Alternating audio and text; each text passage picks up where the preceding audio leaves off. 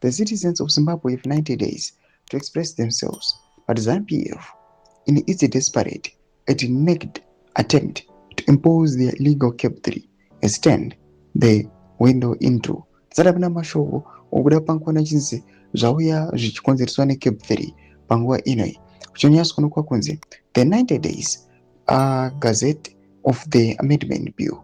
Panguva inoi zviri kunyatso kubuda pachina chinzi pa 90 days muri Zimbabwe ndo patiri kufanira kunyatso kumirira kodzero dzedu kunyatso kudhivhenda zvatiri kuda, otherwise zviri kutena out kune zvanda kuzoverenga panguva inoi. Don't subscribe or like on the bell icon.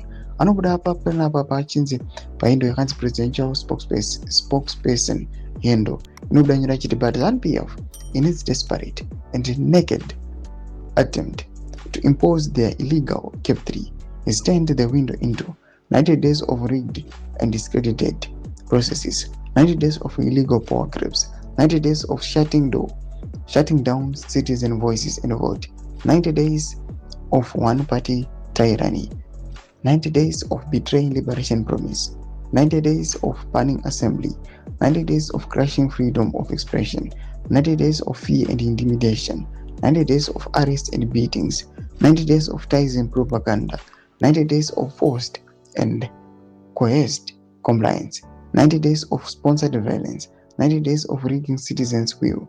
Nothing from these 90 days highest passes the test of legitimacy. If anything, this is 90 days set aside to strip citizens of being, freedom, dignity, and voice, turning them into robots to fulfill the insatiable power appetites of one man. Toma developments ari kuda panguva inoi. Pana comment section medu zvafunguro muri kudi pamusoro pezvitiko izvi.